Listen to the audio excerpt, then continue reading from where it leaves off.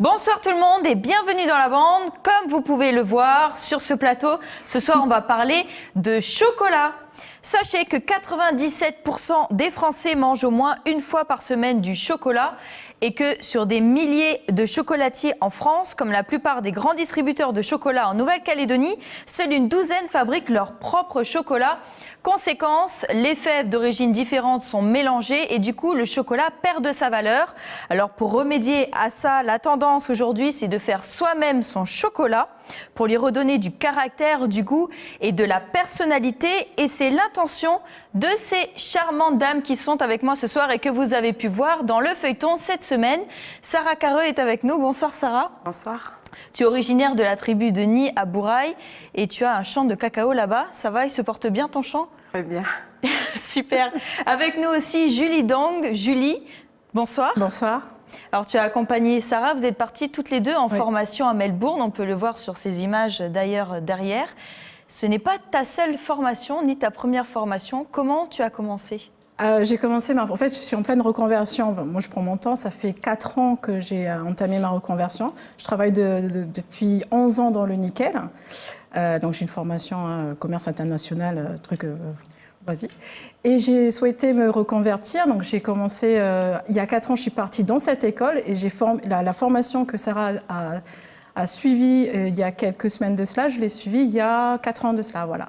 Donc là-bas, je n'ai pas uniquement appris à faire du chocolat, j'ai appris la pâtisserie. Et après, je suis partie en Europe, notamment à Paris, pour me former. Et Sarah, la formation, comment tu t'es sentie là-bas? C'est vrai que, bon, Julie, toi, ça fait moi, je suis une habituée, en voilà, fait. Une habituée. Mais c'est vrai qu'on a vu sur les images dans le feuilleton, tu étais assez impressionnée quand même. Qu'est-ce qui t'a paru le plus compliqué? C'était au fait d'être toute seule, la seule calédonienne, quoi. Voilà, j'étais assez perdue. Enfin, Julie était avec toi, mais... Voilà, ouais, c'est vrai, on était deux, mais moi, voilà, pour une Kanak, une Mélanésienne, je veux dire, voilà, c'était... Kanak, on peut dire. Ouais. Et la langue aussi, c'était peut-être un frein, un obstacle, voilà, oui, la langue. C'était ça qui m'avait un peu freiné, quoi. C'était la langue, ouais, voilà.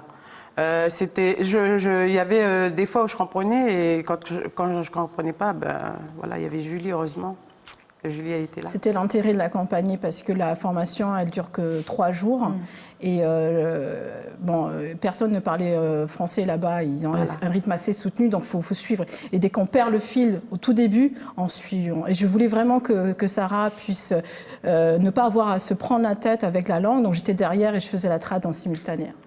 Alors les gens qui étaient avec vous en formation, ils venaient d'où? On avait des Coréennes, on avait... les voit, il y a des origines aussi d'Inde, il y a une personne qui vient d'Inde, ensuite une d'Amérique latine, et puis plus d'Asiatiques. Asiatiques, ouais. Mais que des femmes.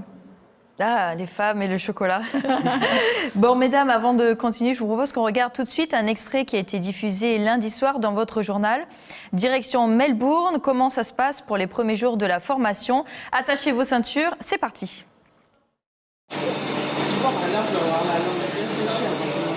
que tu manges du pain. C'est le début, hein, c'est tout, hein.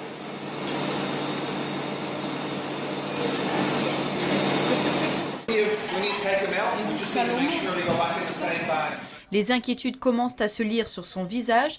Elle doit choisir et trier les fèves de cacao pour commencer. J'espère que je suis pas mal élevée là,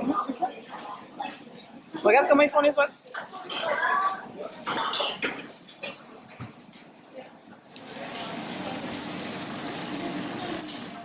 Une fois ces fèves triées, Sarah doit réaliser une masse de cacao avec les fèves concassées. Je vais regarder la température du chocolat. D'accord, et ensuite? Et après, si c'est bon, on va le mettre dans notre appareil. Là.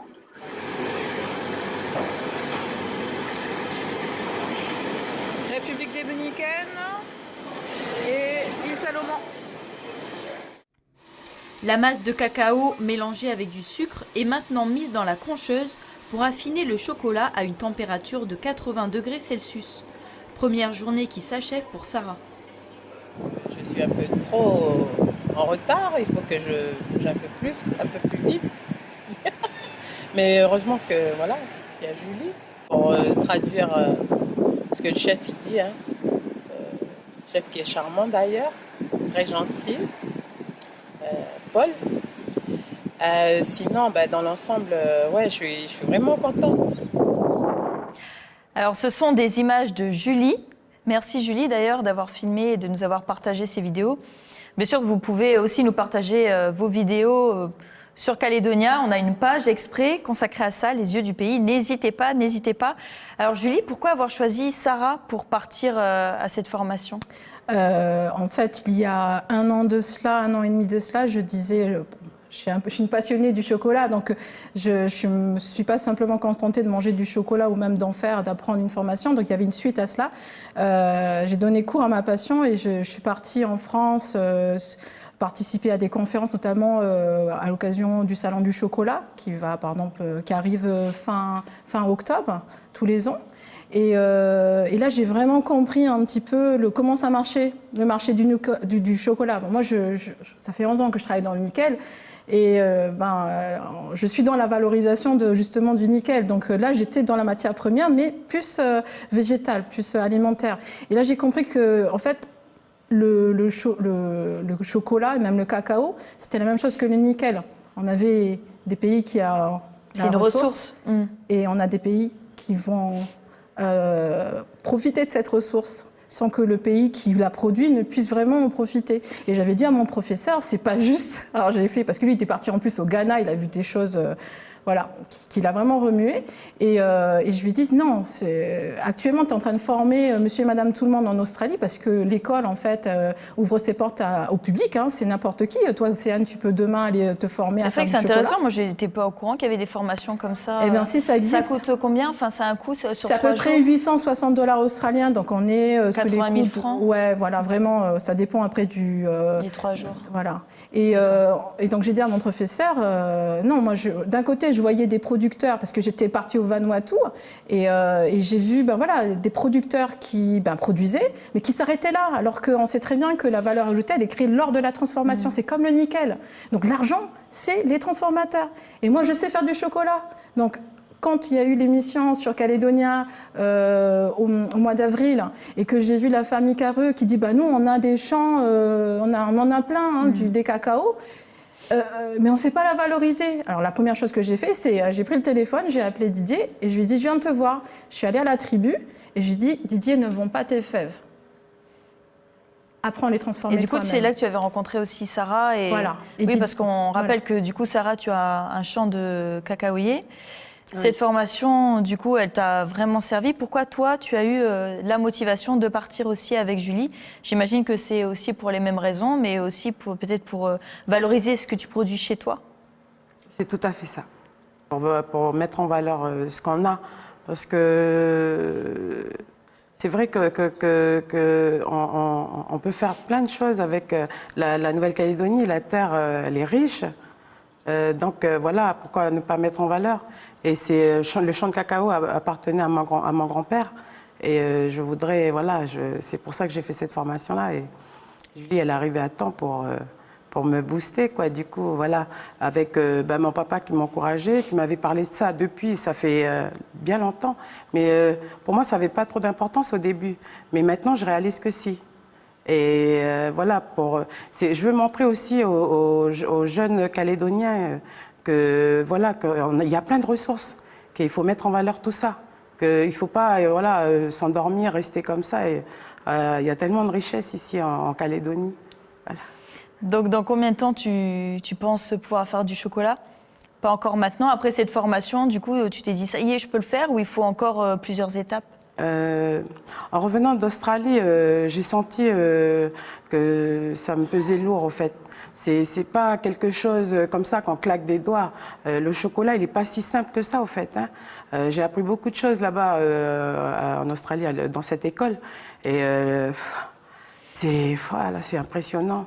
Il y a beaucoup de choses à dire, il y a beaucoup de choses à connaître encore. J'ai encore du travail. Il faut que j'apprenne encore et je peux pas. Ce sera une surprise pour voilà, pour avoir mon chocolat local dès que je vais le sortir, mais ce sera une surprise. Je vais pas dire quand. C'est ça, en tout cas, tu continues à te former. C'est vrai que c'est beaucoup de techniques quand même. Julie, la transformation, finalement, transformer son propre chocolat, ses propres fèves, pardon, ça rapporte plus aux producteurs? Oui. Oui. Oh oui. Oui. Après, Et pourquoi ça lui rapporte plus, enfin... Parce que... Il peut vendre plus cher son chocolat, finalement? Une fois transformé, bien sûr. Un produit transformé est toujours plus cher. C'est pour ça qu'on a des usines de nickel en Nouvelle-Calédonie. Voilà. C'est parce que c'est là où... heureusement qu'on en a maintenant des Calédoniennes, mais parce que sinon, on joue le jeu de la société de consommation et on a des pays comme l'Afrique qui produit mais des tonnes et des tonnes. Est-ce qu'ils ont pu se développer grâce à ça? Non. Et là, finalement, maintenant, il y a toute une... Les gens, maintenant, je vois des Africains, je suis super contente, des Africains qui créent leur propre chocolat et qui vendent 10 fois, 15 fois, 20 fois plus cher que s'ils vendaient uniquement de la fève. Donc c'est sûr que ça a un intérêt, même au niveau de la valeur du chocolat, de ce qu'on fait, de ce qu'on transforme. Produire et transformer. Mesdames, avant de continuer, je vous propose de regarder le deuxième extrait, toujours à Melbourne, un extrait du feuilleton qui a été diffusé mardi soir dans votre journal. On regarde, là, c'était un petit peu plus technique, mais Sarah retrouve le sourire quand même. À tout de suite. Là, tu souris, là. Ah, qu'est-ce que c'est? C'est le chocolat qu'on avait fait hier. Et hier, ça fait presque un mois, je connais des gens pareils, là, c'est le chocolat. Celui-là, il a l'air de plus épais. Après avoir goûté son chocolat apparemment un peu amer, lissé par la concheuse toute la nuit, Sarah doit s'occuper du chocolat blanc.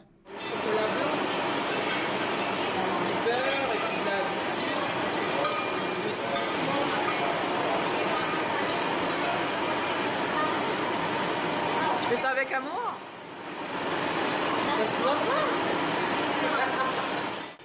C'est l'heure maintenant de tempérer le chocolat, c'est-à-dire le refroidir à environ 30 degrés avant d'être versé dans les moules. Alors, c'est quel chocolat, ça? Chocolat de Salomon Island. L'île Salomon. Il est bon ou pas? Sauf qu'il y a beaucoup de travail derrière quand même. Là, je vois que tu es un peu fatigué là. Hein. Après plusieurs jours de formation, tu vois bientôt la fin. Il y a plein de choses à apprendre. Tellement.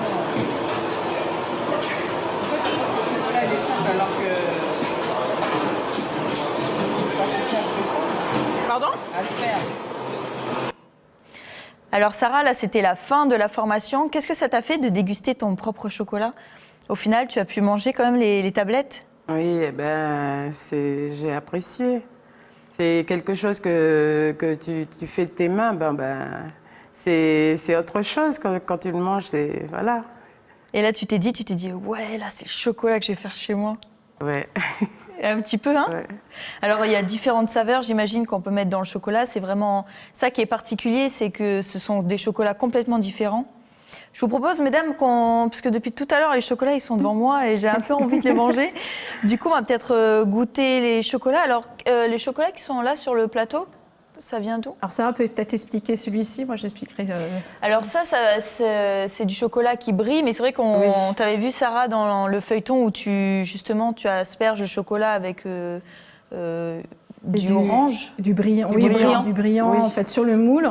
Et ensuite, on on pulvérise du beurre de cacao pour fixer le brillant. D'accord. Et ensuite, on le moule, en fait, on renverse le chocolat. D'accord, ok. Donc ça, c'est vraiment ce que vous avez fait là-bas? Oui, avec à l'intérieur du praliné que ça a réalisé. On peut casser un petit morceau? Bien sûr. Allez, allons-y. Hop. Vas-y. Ça me fait mal au cœur. Allez, Ok, j'y vais. Hein. Ne regardez pas, j'ai très mal cassé. Alors, je ne sais pas si vous pouvez bien voir, mais il est tout brillant, brillant. Et c'est vrai que ça donne vraiment faim. Allez, on se partage un petit morceau. Du chocolat qui a été fait à Melbourne par Sarah et Julie.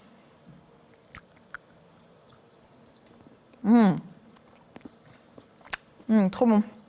Le praliné est moins sucré, hein, parce qu'on l'a fait nous-mêmes. Donc on mesure davantage le... Quand on achète du praliné fait industriellement, c'est pas du tout la même chose. Hein. On dirait du... Non, j'allais dire une bêtise. Non, c'est trop bon. C'est parfait. Et donc cette machine, parce que c'est vrai que c'est très technique, on le voit sur les images, il faut trier les fèves, mais avec ces grosses machines-là, justement, est-ce que si on veut faire justement son chocolat chez soi, c'est quand même faisable? Il faut quand même avoir quand même le matériel qu'il faut, c'est un coût. C'est un coût. Ouais. En fait. Enfin, ceux qui veulent vraiment en faire de bonne qualité. Hein. Après, c'est facile de mélanger, de mettre dans un mixeur des fèves de cacao, du sucre, on mélange et j'ai fait mon chocolat. Non, c'est pas ça. Sinon, il y a un métier, un vrai métier d'artisan chocolatier qui s'apprend au fil du temps, qui prend des années. Hein. Là, on a une concheuse c'est le minimum dont on a besoin pour faire du chocolat à partir de fèves, de vraies fèves. Hein. Et il est vraiment nécessaire d'avoir cet appareil qui se décline en différentes tailles, hein, selon le volume de chocolat qu'on souhaite réaliser. Le petit appareil maison quand même. Et quand on visite des unités de fabrication, on a cette version-là, mais cet appareil, mais en version...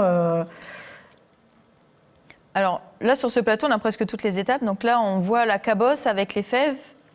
Ouais. Donc c'est les fèves qu'on travaille. On verra les étapes tout à l'heure et qu'on met après dans la concheuse une fois broyée. Et, au final, je vais savoir faire du chocolat aussi. Je vais pouvoir en faire Made in Caledonia. Bon, mesdames, avant de continuer, je vous propose qu'on regarde le 3e extrait, puisque ce chocolat, Sarah, tu as envie d'en faire à la tribu. Et c'est un projet familial aussi qui est bien plus grand. Il y a tes parents qui ont déjà un gîte et ça permettra d'en vendre au gîte ou alors ou bien de le valoriser ou d'apprendre aux gens à faire du chocolat. Oui. On va en parler juste après cet extrait, un reportage qui a été diffusé hier soir dans votre journal.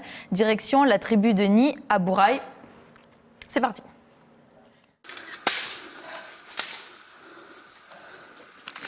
Et voilà, c'est... Et là, vous allez pas en cueillir? Non, là, pour cette année, on va laisser. Parce que je vais faire un essai déjà l'année prochaine. Je verrai l'année prochaine. Commencer à faire un essai pour faire du chocolat. Pour voir ça à quel goût, avec les 2 sortes de cacao. À la tribu de Ni, à Bourail, le champ de cacao de Sarah sera utilisé pour produire des cabosses et faire du chocolat dans quelques années. Le chocolat s'inscrit ainsi avec le gîte qui existe déjà dans une démarche de développement durable et actif. Un projet familial pour valoriser les terres et proposer aux touristes ou visiteurs des produits de la tribu. Dans cette pièce-là qui est en train de se construire tout le long, là, faire une micro-unité de torréfaction manuelle pour commencer. Et le mois qui vient, là, dans les 2 mois, là, elle part au Vanuatu, ma fille, Sarah, pour l'apprentissage du manuel, parce qu'elle a été faire la partie technique à Melbourne. Elle est revenue.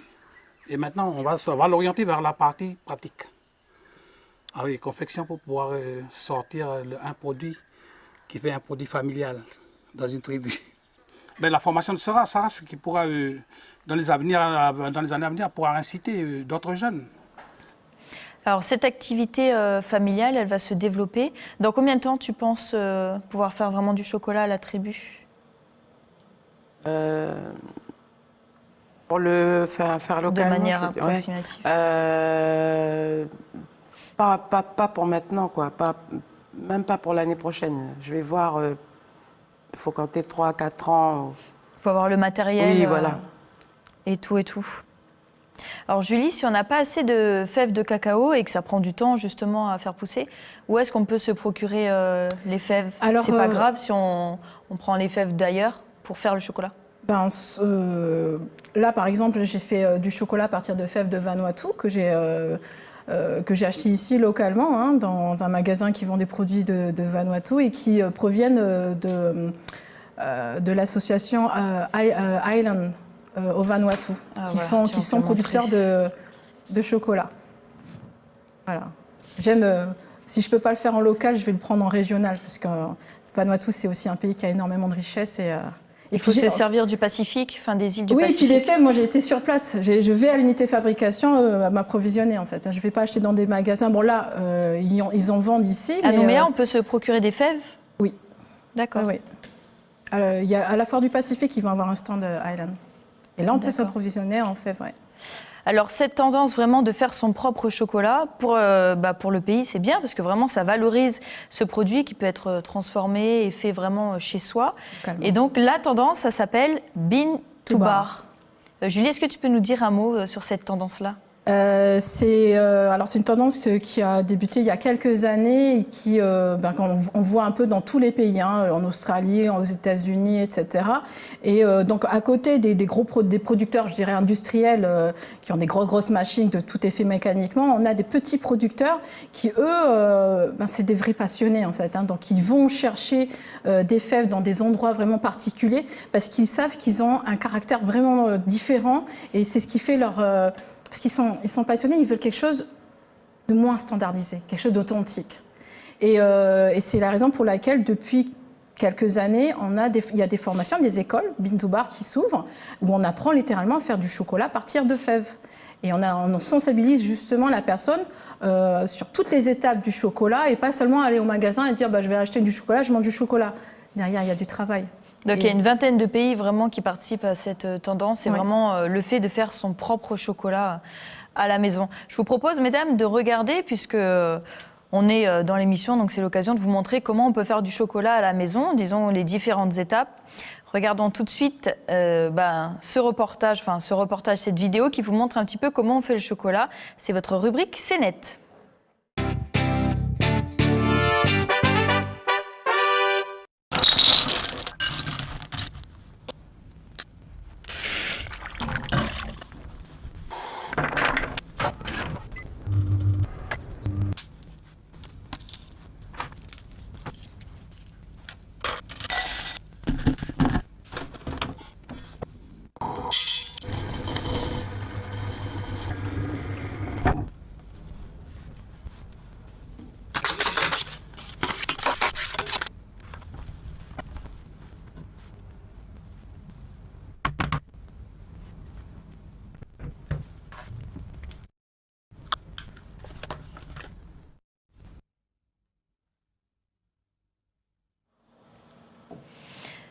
On voit que c'est une vidéo qui vient du Japon. Les Japonais sont leaders en ce moment dans la tendance Bean to Bar, de la fève à la tablette. Oui, ils commencent à faire des festivals, ils commencent à être de très bons artisans.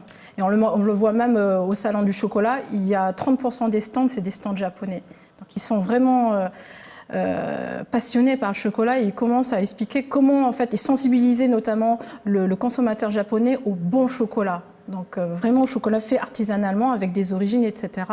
Et c'est vraiment super parce qu'ils nous sortent des produits, ils sont super créatifs, quoi. Donc c'est la tendance, enfin les Français disent surveiller le Japon.